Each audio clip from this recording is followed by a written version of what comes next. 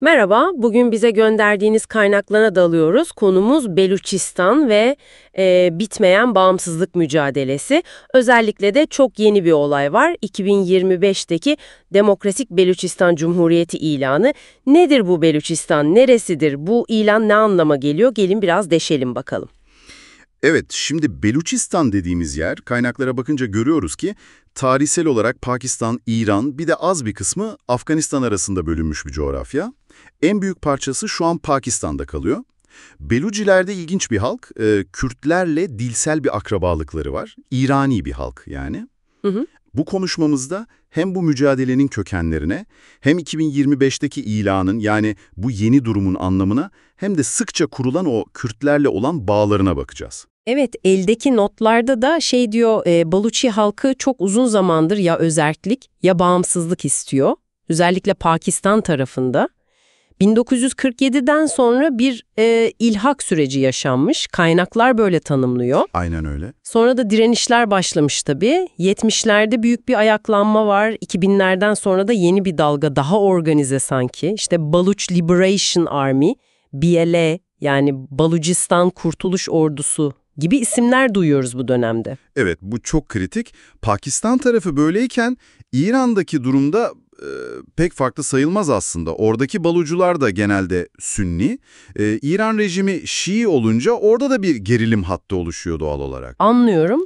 Ceyşül Adl yani Adalet Ordusu gibi gruplar orada da silahlı mücadele veriyor diye geçiyor belgelerde. Yani iki ülkede de benzer bir durum var. Devlet baskısı ve buna karşı bir direniş. Hı hı. İşte bu noktada hani ister istemez yine devlet sınırlarıyla bölünmüş, benzer baskıları gören Kürtlerle bir paralellik kuruluyor. Ve sonra 8 Mayıs 2025 Mir Yar Beluç diye bir lider çıkıp Demokratik Belucistan Cumhuriyeti'ni kurduklarını ilan ediyor. Bu bayağı büyük bir adım. Hemen arkasından da incelediğimiz kaynaklara göre BLA, Operasyon Hero 2.0 diye bir operasyon başlatmış. Evet, evet. 78 farklı yerde saldırılar, Pakistan bayrakları iniyor, Belucistan bayrakları çıkıyor. Yani lafta kalmamış. Kesinlikle. Bu sembolik olarak çok güçlü bir hamle. Yani 10 yıllardır süren mücadelenin bir tür zirvesi gibi. Ama şunu da hemen belirtmek lazım, bu çok önemli. Şu ana kadar hiçbir devlet resmi olarak tanımadı bu ilanı. Henüz tanıyan yok yani. Henüz yok. İşte burada Kürtlerle olan bağ tekrar ilginçleşiyor. Sadece dil akrabalığı değil, hani ikisi de Hint-Avrupa dil ailesi, İrani kolu falan.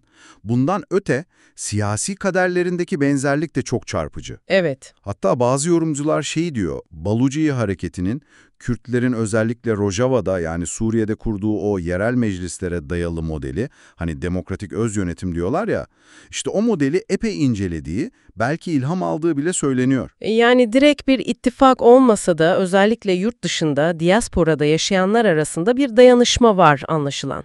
İsveç, Almanya gibi yerlerde ortak paneller, kampanyalar falan. Peki şimdi ne olacak bu ilandan sonra? Bize ulaşan analizlerde iki senaryo görünüyor. Evet, iki ana ihtimalden bahsediliyor genelde. Birincisi daha olumlu senaryo.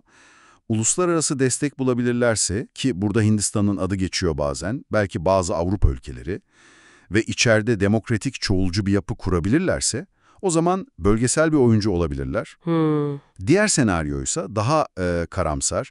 Pakistan ve İran çok sert tepki verebilir, ki veriyorlar da. Uluslararası toplumda bunu sadece bölücülük diye görüp kenara çekilebilir. O zaman bölge uzun süreli bir çatışma alanına dönebilir. Şu anki durum daha çok ikinciye mi yakın duruyor? Şu anki verilere bakarsak evet. Pakistan bu grupları terörist ilan etmiş durumda. İran'da baskıyı devam ettiriyor. Yani zorlu bir süreç. Anlıyorum. Yani özetlersek 2025'teki bu bağımsızlık ilanı 10 yıllardır devam eden, bölünmüş, baskı görmüş bir halkın mücadelesinde yeni bir perde, oldukça karmaşık bir durum. Kürtlerle kurulan bu paralellikler de hem tarihsel, hem dilsel, hem de güncel siyasi arayışlar bakımından tabloyu daha da nasıl desem katmanlı hale getiriyor. Peki bütün bu anlattıklarımız sizin için ne ifade ediyor olabilir? Yani dinleyenler için.